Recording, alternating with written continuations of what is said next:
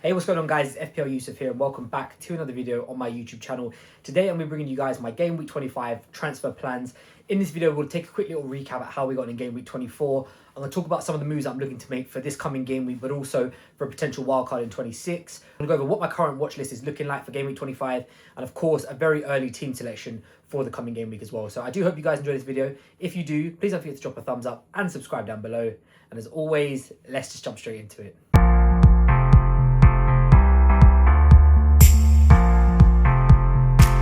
Okay, welcome back, guys. Thank you so much for being here with me today on my YouTube channel for another video.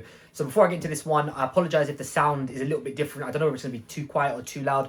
I'm yet to receive my new mic for my new setup, so I'm just doing this through the speaker. So yeah, if it sounds a little bit different, I do apologize. Hopefully, fingers crossed, that won't be for too much longer. But yeah, we're going to just try and go for it. That's why there wasn't a video up last week.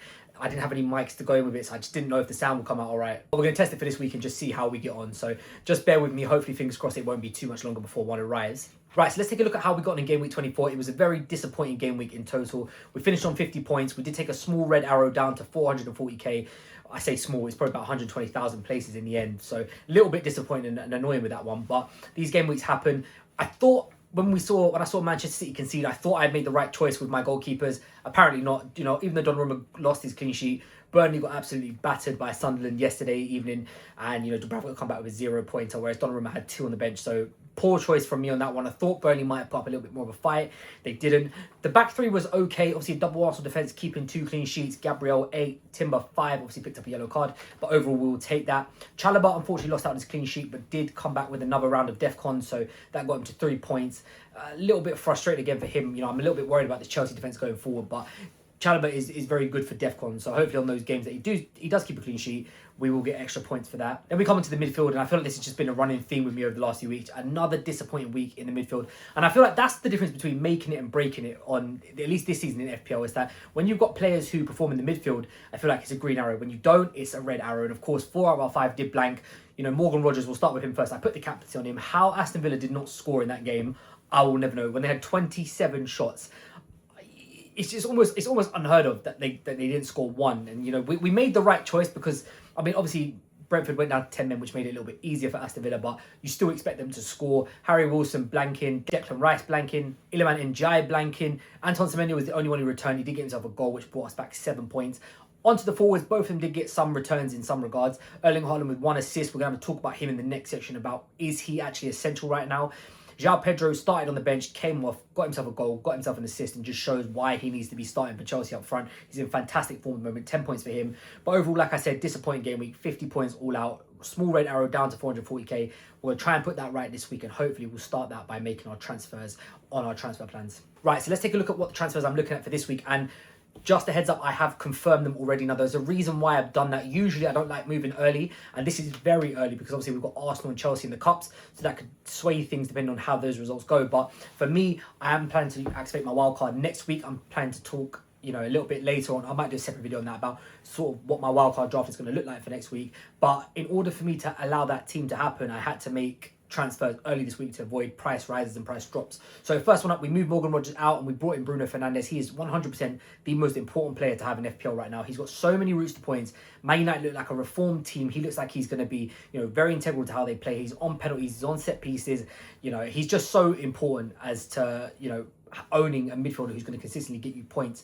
So yeah, we moved Morgan Rogers out. We've got Bruno Fernandes in. I have had to downgrade Iliman Ndiaye to make that transfer. I didn't have enough money in the bank, so I've moved him out, and I've brought in Elliot Anderson again. He's so phenomenal for value. With the DEFCONs, with the minutes that he's playing. He hasn't scored any goals this season yet. He's like one of the top 3 or 4 midfielders in the league, which is insane for points. It just goes to show you how much DEFCON and how much the extra clean sheet points are getting over a consistent base of time. So yeah, those are the 2 transfers I've made this week. I have taken a -4 to do it, but it is so I can afford to set up my wild card for next week in the way that I want it. Right, so let's take a look at what my Game Week 25 watch list is looking like. We'll start off in defence first. No surprise, Arsenal defenders are number 1 and number 2. I'll quickly speak about Arsenal's defence.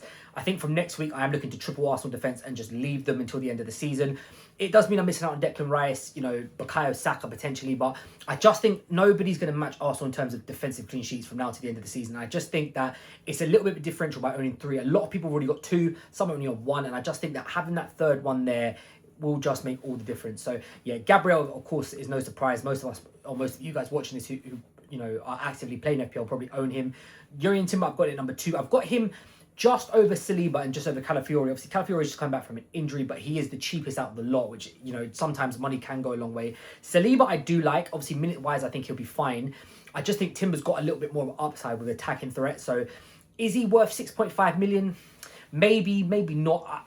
Me personally, I think it's a little bit priced too high. I think I'll probably be looking around more Saliba's price. But if you've got the spare money, I think that the upside he gets from attacking threat probably does just outweigh the price that he's at currently. Number 3, I've got Trevor Chalobah. Obviously, this will only be another 2-3 game week hold. Where they play the likes of Wolves, they play the likes of Burnley. So I'm hoping that Chelsea will come back with some clean sheets.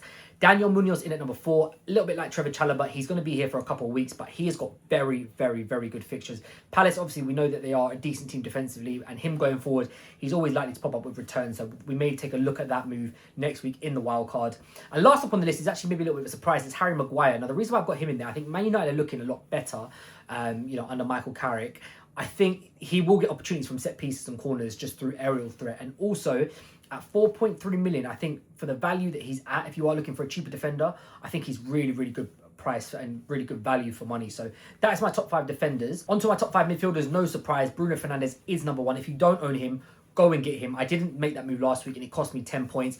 Probably cost me 20 points because I would have gone for him as captain. So that's a 16-point swing that I've lost out because I delayed that move. So just go out there, go and get him. Even if it means like taking a manager like myself this week, just do it. He's so important to have in your team.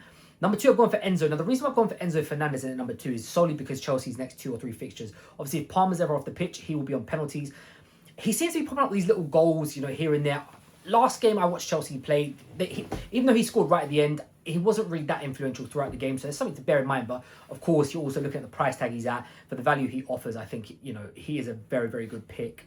Semenyo in at number 3. For me, I think, despite City, maybe not looking that great defensively, he is still performing going forward. And he's had a very, very good start to his Manchester City career. 2 goals in the league in the last 2 games. Obviously looking, taking that form from Bournemouth and bringing it straight into the Man City. So, yeah, I do like him. I think he's still at a good price.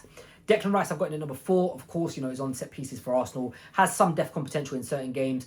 Obviously, a couple, assists throughout the season. I think he's got about 6-7 assists this season. A few goals as well. So he will chip in here and there. And, he's a nice asset to have. Last up, I am going to keep Harry Wilson there for at least one more week. I still do think, the price he's at, he's still good value for money. He looks like he's on all set pieces for Fulham. And, of course, he does seem to just be playing 90 minutes at the moment. So, yeah, I do think he's a great pick at the number 5 spot. Now, onto the forwards. First up is João Pedro, the man in form. He's in a blistering purple patch at the moment, but also Chelsea's fixtures match that. And I think sometimes when you've got players who are just in form like he is, you just have to get on and jump on the wave now while he's, while his stock's high, but also while he's delivering as well, because there will come a point where the fixtures change and João Pedro maybe isn't, as prolific as he has been over the last few weeks. So yeah, definitely one to get in. If you haven't got him, I would highly recommend you go and pick him up for the next 3 weeks. In at number 2, I've gone for Jarrod Bowen. Now, obviously got a great fixture at home this week with Burnley. I do think that even though West Ham are conceding goals, they are also scoring them. And I think Bowen, now that Paqueta's gone, is on penalties. He just looks like a very well-rounded asset at his price. So, yeah, I do like him as a pick. In at number 3, I've gone for Igor Thiago. Now, this one's probably a little bit more of a longer-term pick. I would say let them get Arsenal in 26 out of the way. And after that, I think that you've got a very, very high chance of, having someone that's going to continue to score goals, especially now that Kevin Schade is going to be out for a few games. A lot more responsibility is going to come to him and Dango. So, yeah, I do like Igor Thiago. In at number 4, I've gone for Erling Haaland. Now, he has been number 1 every single week so far this season, apart from now. He does look a little bit out of form. And at that price point, it's a lot of money to be having on someone who's not continuing to perform. So, yeah, definitely something to keep an eye on. Is there an opportunity for you to get rid of him? I think for Manchester City's fixtures from now to like 30, 31, I probably wouldn't. Obviously, there is a high chance that they're on a blank in 31, which if that's the case, and you're maybe looking to make rank gain towards the back end of the season, potentially. But I think right now, I would say just hold. Maybe you just look elsewhere for your captaincy and just hope that he starts to pick up a little bit more form. In the number 5, I've gone for Dominic Calvert-Lewin. I think he's just great value for money in terms of what he offers you. He's on penalties for Leeds. Leeds, they're no scrubs. I know they had a very difficult game against Arsenal, but a lot of teams, will come up that where they can just get beat by Arsenal because they are so good. But I don't think that's a downplay on how good Leeds this season have been so far, and especially how good he's been up front with Brendan Aronson. So yeah, I do like him. He has snuck in there at number 5, and that is what my transfer watch list is looking like for this coming game week. Okay, so let's take a look at how our early 25 game week team is lining up. We'll start off in goal. Donnarumma is going to be starting for me. Now, obviously, I've got Dubravka on the bench who's got West Ham, but I do own Jarrod Bowen, so it's a little bit counterproductive there. So we are just going to put Donnarumma in goal and just hope that he does something. We've obviously got the double up of Arsenal at the back, Timber and Gabriel. I am starting Lewis Hall over Trevor Chalobah. Chalobah's going away to Wolves. Hull's got Brentford at home, so I am going to take a little bit of a gamble here and hope that St James's Park becomes that fortress for Lewis Hall. Then we've got the four across the midfield. Bruno Fernandes, of course, our new signing, straight in there, will be my captain this week against Tottenham. Antoine Semenyo against Liverpool. Now, more often than not, you'd probably think about benching Semenyo, but obviously we've seen how his record is against Liverpool. The opening day picked up a brace against them. Liverpool aren't defending well. They are looking a bit better going forward, but defensively not so much. So I'm going to keep Semenyo in there. Declan Rice is at home to Sunderland, so he's going to play. The last spot is between Harry Wilson at home to Everton or Elliot Anderson going away to Leeds. Now it's a difficult one. Obviously Wilson has the higher goal threat. Anderson's got the more secure 4 to 5 points every game. So that one probably leaves sort of roughly towards the deadline, but right now I've got it in favour of Harry Wilson just because the upside, but that could easily change to me starting Elliot Anderson instead. Of course, my front three, Erling Haaland going away to Liverpool. Now, there is a world in which I bench Erling Haaland against Liverpool. I mean, he hasn't really got the best record against them. Even though they are defending bad now, I still don't know if he's going to get that much joy against them. So there is the potential that I actually bench him and start Elliot Anderson instead, in the hope that Anderson does hit that sort of 4 or 5 pointer, whereas Erling Haaland, if he doesn't score, it's probably going to end up being a 2/1 pointer. João Pedro going away to Wolves. Again, fantastic fixture on paper. And Jarrod Bowen has got Burnley, again, another one. Probably my last hurrah for him, but again, a great fixture on paper for him. Okay, thank you guys so much for watching this video. If you have enjoyed it, please don't forget to drop a thumbs up and subscribe down below. I'll be back tomorrow with a final team selection video for my FPL challenge. And of course, on Thursday, I'll be back with a final team selection for main FPL as the deadline is Friday this week. So yeah, like I said in the previous start to the video, I hope that the mic is sounding okay. Hopefully, fingers crossed, it won't be too long until we get the new mic. So just bear with me. If there's any issues with sound, just let me know in the comments down below and I'll do my best to sort of rectify them. But as always, thank you so much for watching this video. If you have enjoyed it, please don't forget to drop a thumbs up and subscribe down below. And I'll catch you guys next time.